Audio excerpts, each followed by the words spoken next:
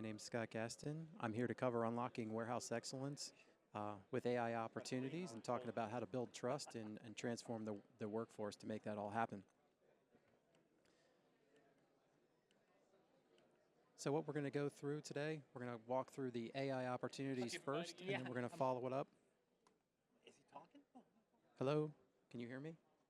Okay. We're going to talk about unlocking excellence in the warehouse. First, we're going to go through the AI opportunities, then we're going to talk through some of the trust roadblocks and how you can transform your warehouse. Got that? And I would make the argument that AI is going to redefine what it means to manage a warehouse. Some of the key themes we're going to go through today, I'm going to break them into a systems component and a people component, and then how AI is going to transform supply chain execution systems. So first, we're going to talk about some of the impacts to all of the supply chain execution systems. Natural language prompts that you're all familiar with, whether that's ChatGPT, Copilot, Claude, Google Gemini. Really, how we interact with the software is going to become much easier for the user. Second, knowledge management. Now today, this often is a PDF or some document about how the software works, and the average user doesn't have access to that.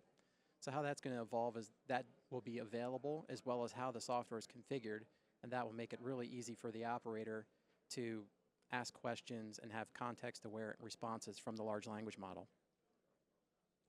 As far as data interpretation, once again, the large language model asking the prompt questions and giving you data back will be a nice benefit. Today, when you got to get data from the system, you often have to either have a report, a Power BI setup that allows you to go filter and pull that data down, or run SQL, or have someone pull that data for you. In the future, AI will help pull that from the system. Things will be agentic. I mean, you're going to have a digital workforce doing the work for you. We'll talk about that a little bit more. And digital twins, which today are cumbersome and difficult to build, will become easier and easier to build in the future. And then there's maybe some specific ones we should go through today. So warehouse management systems. Talk about resource planning, task management, and how that's prioritized, how product is slotted in the warehouse, and then ultimately AI agents, which are in software today. And then the WES, the warehouse execution system, talking about they'll have some task management in there, right? Because depending on how your warehouse is set up, that could be the WMS or the WES. But they're going to focus on things like flow control. How can I go from how I legacy control things flowing through a merge to how do I use cameras to more optimally use my equipment? And then on the labor management side, how can I use AI to basically detect and adjust labor management standards on the fly? How can I use AI to help my supervisors coach my employees? And then how can I take things like a change in a process, describe that to the system, and have it build a new labor management standard? And then on the maintenance side, how can I go from doing time-based changes to condition-based changes, and then having a user manual that's basically powered by AI so I can ask it questions and get the right answers. And then on the people side, talking about trust in AI systems. As we're going to talk about, there's really a lack of trust in how AI works and how we're going to have to bridge that gap with our workers. We have how can we get a human into the loop to approve some of the changes before AI just makes those changes, and then making sure that how we're using AI is transparent to the user. And then some workforce skills that are really important, but we're not going to cover today because there's not enough time, is prompt engineering is going to become a skill. You've probably heard this before, but helping your warehouse employees understand what's the best way to ask a question so they get the kind of answers they expect out of the system. What kind of skill sets am I going to need in the future? If the AI is doing most of the work and now I'm checking it and understanding its reasoning, I'm going to have to give a different skill set than I have today. And then AI's impact on training, you could have a whole session just on this, about designing the training specifically for the user and their preferred work style and how long they prefer those sessions to be, and having training based on what their expertise are. So we're going to go through those in detail about how the AI is going to transform warehouse management. So let's start with the natural language query and come up with a couple examples of how you'll be able to ask it questions, and it's going to understand the context and send it back to you, the information back to you where you are, whether that's via an app, a call, a text, a Slack, and something simple, maybe a little bit contrived, but what are my biggest concerns today? And it might tell you, hey, your first priority is 10% of your staff is absent from the picking area. I've alerted the supervisors. They haven't moved the employees yet. Just want to make you aware, you probably want to go to that first. Priority 2, there's been a shipment pickup that's been canceled for my Acme customer going to Albuquerque. It usually takes an hour or so to bring that back to life or get that rebooked. I'll tell you at 2 p.m. if I don't get that booked. So this gives you a chance, like today when you do this as an operator, you have to come in, talk to your staff. I still highly encourage that, but you can get yourself an update. I talked to one software vendor that almost envisioned this as like a newspaper update or a feed, right, where you would go through your feed, would understand context, would understand your role, the system, and the kind of updates that you would want to see based on your role. The natural language query for the data access for everyone. Here's an example where we often go into a client and the workload's not balanced across the week. So we can say, well, what are the historical volumes in lines across the day of the week? Produces the graph something like it says here, and it says, well, hey, would you like to some feedback on this rhythm? Perhaps you want to adjust how the customers from, sorry, getting a little feedback, how the customers from Wednesday to later in the week to try and level load that volume out. Everything will be agentic. You may have heard this. You might have heard Copilot or ChatGPT talk about this. It can book everything from travel arrangements, book tickets for you, things like that. But in a warehouse environment, you know, they become one of your digital coworkers. It'll help orchestrate those workflows that otherwise might have to be overseen by a human. And how would it work? Really, it's going to perceive its environment, it's going to make a decision, and it's going to take an action based on some goals. And then some more definitions, right? It's autonomous, meaning it's going to make decisions on its own without human input. It's context aware. It understands whether you're concerned with inventory or orders and getting those out the door. It'll be goal-driven. Am I trying to minimize dwell time, minimize travel, things like that? It's going to collaborate, so there'll be lots of agents doing very highly specific tasks, feeding information to other agents doing work. A nice way to kind of group this is to think of there'll be some agents planning, some agents doing execution work, some agents doing monitoring work, right? So it might be inventory balancing. It might have received a monitor that says, well, I need to do replenishments, or I'm doing too many replenishments. And the inventory might take a higher amount of inventory from reserve stock and put that in a forward location and move that to a different location. It might do labor forecasting for you and say, hey, based on today's workload, I need more people in a particular work area, and change the flow throughout the day where usually an operator is responsible for moving people from area to area. Slotting optimization. Every single time you touch a product, it's a chance to put it in the right location in the future. Execution agents, basically dynamically doing the tasking throughout the day as priorities change and problems come up and delays come up. Yard management and dock management. So really scheduling the dock such that it's not overloaded on the dock, that I'm not overwhelmed in the yard, and maybe even more smartly understanding where that product's going to go in the building, so it puts it in a dock door that makes the most sense. And then resource coordination, coordinating between people and conveyor and robots. And then on the monitoring side, some of the examples might be predictive maintenance, right? Identifying some of the issues. It might say, hey, based on the signals I'm receiving from this piece of equipment, you're going to have to go maintain that. So let's dig a little bit into dynamic task scheduling and intelligent path planning. So AI is going to optimize which tasks they're working on and who's working on them, and then the path they're traveling. So it can adjust those sequences dynamically throughout the day, perpetually planning that and adapting that to each user's abilities based on the patterns it's seeing in the data. You might be better at picking a particular kind of product. It'll understand where they're at in the warehouse, and based on past history, which person's the right one to align for that task. And then it's going to align the put away, the replenishment, and the pick, and help balance that flow out. That can be a hard thing to manage in a warehouse today, is to get the work flowing correctly between the operators. And then on intelligent path planning, you know, how many times have you been in a warehouse and it's got too much congestion in an aisle? Well, imagine just like you're using GPS in your car, it'll help you avoid the traffic and take you on a smarter path to get you around the traffic. AI is going to optimize where the inventory is placed in the warehouse.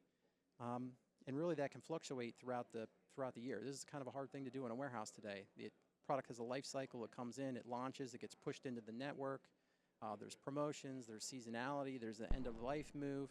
All those things need to be considered over time, where AI can help recognize those patterns, maybe even have a forecast fed in from another system to help it use that information to find the right situation for it. It's going to consider factors such as size and weight, and the frequency of access and where we locate that product, and then identify the right, you know, X, Y, and Z location coordinates for that system. All that's going to help us reduce labor. Forecasting should get easier with the help of AI. This might be dependent on the system that you select from a warehouse management perspective, because you're going to want to have a forecast of your demand ideally coming in for the future, right? So you've got the day, which will help you forecast better, but if you want to forecast how much labor I'm going to need a month from now or several months from now, which is the time it takes to hire an operator and train them, you're going to need more information from upstream, and then you're going to have to understand the complexion of that, where today that's kind of a hard problem to solve. Or in the future, if that data comes in, it might alert you to, hey, the demand is shifting to more non-conveyable versus conveyable work. I need a different type of an employee capability, and I need more of them. AI will make labor standards easier to build and easier to maintain. So creation of labor standards today involves an engineer, used to involve a stopwatch and a clipboard. Now it's an iPad, and they go around, they collect lots of data elements. It's a pretty expensive process. Then it gets put into a system, and then that's what people are held accountable to. Where in the future, you could imagine a process where, one, you could even circumvent that and just have it look at the data and tell you what the standard should be. The second piece of that is, as it changes over time, you can automatically update that. So whether you did it manually or non-manually, it could at least alert you to there's an issue that you need to update, or it could update it for you. And we're going to use an example of how this will change the norms in the warehouse and how this is going to be a little bit of a challenge to manage to a process like this. The part that I think is exciting is AI will turn productivity data into actionable improvements. Today, a warehouse employee, if they want to get feedback on how they're doing at work, it's really hard. The best most people come up with is they have a labor standard, this stuff's posted on a wall, and did I beat the standard, did I not beat the standard? There's really no, well, why aren't I good? How can I get better at what I do? There's not a lot of great ways to give them feedback. So imagine AI is looking at that data, it understands the context of it, and it's able to give them feedback on, hey, I think you're doing this part really well, but maybe you don't drive the truck really well, based on how long it's taking you to do that portion of the task, and maybe can provide some feedback on training they need more time on the truck. Or if we find out they're not good at the truck and we just trained them and it didn't work, well, maybe they're better for this other task based on some of the things they do well. It gives you a chance to give a more detailed report to the operator on what they can work on, as well as to the supervisor. Operators will challenge, well, what's in the standard, right? Sometimes it's this mystical thing they haven't seen. Well, there's an opportunity to go through what are the items in that standard. It gives you a chance to say, hey, what AI might make recommendations on how can I engage the employees better? What should the incentive program be? Who might be a good proponent for being promoted or move to a new role? And then those can come in any format, whether that's in an action item plan or a dashboard. So lots of opportunity here with this. And then AI will improve maintenance by making it more proactive. We talked a little bit about this at the beginning. Really preventative maintenance is really about servicing product, make sure it doesn't go down, and we want to extend the life of it. Well, today that's very time-based. Often, hey, this many hours you change this component, this many hours you change that one. Or in the future, you can look at system, not even really the future, this is available now from some conveyor manufacturers, or you can connect your Internet of Things and send it to Amazon. They can help you figure it out over Amazon Web Services. But gather control information, gather vibration information, gather electrical power usage, and tell you, hey, this is about to break. Something is wrong here. And then what you can accompany that with is today you have probably a hardbound maintenance manual. Maybe it's a PDF version of a maintenance manual. You can imagine that's a perfect thing to digitize and help coach a maintenance person along with that work and help them do their job of fixing that. Actually, this is something you can build today if your conveyor system vendor does not have this capability. This is actually a co-pilot example, like a field service agent. Basically, they uploaded the information, shared the app with all the employees that need access to it, and they're able on their phone to gain access to the information, search it, and find answers for how to do things. As far as digital twins, simulations are complex. These require employees with a very special expertise to build. They take a lot of time, and then once they're built, they're not the easiest thing to change. So where AI can help here is help with the coding, help make the layouts, help clean the data, so that we can build all these, there's many different definitions of what a digital twin is, and make this a more of a reality so more operations can afford these and have these. They're very valuable, right? Whether it's a product twin, and it's really testing, how the product works in the environment outside, whether it's a production plant twin to say, hey, here's how the volume's going to flow through in that day. Is that going to break the conveyor? Am I going to be able to get all that work out? A network twin to understand, hey, these are my nodes in the system. My shipment's going to get there on time. Do I have temperature deviations? Or infrastructure twins, whether it's a LiDAR and it's a piece of equipment driving around in your warehouse, taking LiDAR to figure out if your inventory is accurate or counted correctly. Well, it's not all that's the fun part. So now the kind of reality part. So it's not all sunshine and roses. There's definitely some roadblocks to the adoption. And probably the first one of the public opinions and perceptions of AI. Just two examples. The first one's from the American Psychological Association from 2023, where 38% workers are afraid that AI is going to render part of their job obsolete or all of it obsolete. And then there's a 2023 YouGov poll that said 46% of U.S. Folks are scared that AI presents an existential threat to humanity, right? So if you imagine a Venn diagram and you add up no overlap, 38% and 46%, 84% of the people are scared of AI. If there's a perfect overlap, it's only 46%. So somewhere between there, maybe 50% or two-thirds of the people are scared of AI. So you kind of have a pretty big gap to bridge as you roll it out in your organization. The second part is people believe AI is opaque. I don't know if this is just an AI problem. I mean, if you've had an ERP system, I've worked with people that would pull information out of it, put it into a spreadsheet, do things, and then type things back into the ERP. So I mean, this is before AI, but that's kind of the same ilk, right? Is they don't understand what it's doing. It's telling them to make decisions. You know, why is AI picking an operational decision? If we talked about some of those examples above, it's going to start moving things around in your warehouse today, and you won't know why. You know, is it really optimized? Is it misinterpreting the information? Is it missing information? Is it making bad decisions based on limited information I provided it with? So one of the challenges the software vendors are going to have is coming up with a way to put a human in the loop, which is a way to build some trust. It's also a way to quality check the work, right? Where basically a decision is made by the system, it sends it to a person gets good at checking that audit trail of why the rationale behind making that move or making that change, and then the human approves it. If you've used Copilot in Excel or in one of the products in the Microsoft world, oftentimes you'll ask it to do something and it'll think for a few seconds. It'll say, hey, this is what I think you want me to do. Is that okay? I'm going to do this. Then you click OK. It would be something similar to that, but with a much longer audit trail. And all the vendors are going to have to figure out how to make that work. They're going to have to figure out how to make it not overwhelming because it's going to be making a lot of decisions. AI is going to force dramatic changes to the warehouse and management norms. So I'm going to come back to this labor management system, and I'm going to use an example of how we're going to manage through this. So let's say AI creates a labor standard. It's 30 picks per hour. It's kind of slow, but it's for non-conveyable. If the rate is exceeded, I'm going to pay a bonus that's based on what the AI recommended. If the rate is not met consistently and the operator gets feedback, they may get fired.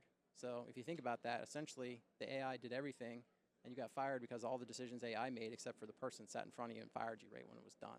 So as a society, thinking through what kind of audit trail, what kind of information do I need to keep, or does the AI need to present and save so that that's all above board and it feels like it's fair? Because we don't want it to demotivate the workforce. Just because you can update the standards all the time, does that mean that something that you want to do is actually update the standards? I would argue no. There's probably a right frequency depending on your organization. And what are the protocols for that change? Do I only do it a couple times a year? I meet with my labor component. I meet with my management team, and we all agree on what the right thing is to do, and we might accept some, but not all of them. And figuring out how to keep the human in the loop on that particular issue is going to be extremely important because everyone's pay, why they're coming to work is based on that. So in conclusion, maybe this is the most important part. A lot of people say, hey, we're getting a lot of these emails. What's this vendor's plan on AI? When are these guys going to move with AI? I don't think it's a question of whether it's going to transform warehouse management. It's just a question of if, not when. The time to prepare is now. So I think the part that you can control is to empower your teams, right? So if it's like a supervisor or up, you get Claude, you get Copilot, ChatGPT, and Enterprise something level so that when you share information, it doesn't leak out. And then you let them just kind of learn what it does well and doesn't do well, just so they can get comfortable with what AI and a large language model can do. Then you got to explore possibilities. Come to sessions like this at other events and have your team kind of scout out and go to other events and purposely gather information back and share it. You want to evaluate vendor strategies. Each vendor's got a strategy. I mean, we're in Vegas. They're all making bets. They're like, hey, I'm going to change this. This is my AI functionality that I'm going to the market with. And we didn't even list all the things that are the possibilities for what they could use AI for. And understanding what their strategy is, and then making sure it aligns with what your pain points are. We don't want to pick AI just for the sake of picking it. We want to make sure it aligns to what your problems are. And then assess your current ecosystem. Does your current provider have a viable AI plan? And if it doesn't, you might have to figure out how to switch that. Or even if it does have an AI plan, if your system is on-prem and you need it to be on the cloud, you already know you got a project that's going to take you a while to implement just to get ready for AI. And then you got to stay future ready, right? Every 6 months, I think all of us are realizing what this is good at, what this isn't good at. The capabilities of AI keep evolving. So making sure you're constantly ready for where this is going. And then I'll leave you with one last quote. Artificial intelligence is the new electricity that's going to transform our world, and that comes from Dr. Andrew Ng from Stanford University. He's kind of an AI, ML expert, and clearly this is going to change our world. So I would encourage you to embrace that and get your teams ready and start figuring out what your roadmap is to start putting this in place, because it's going to take time to get the right software components in place to make it happen. And with that, I'm done for today.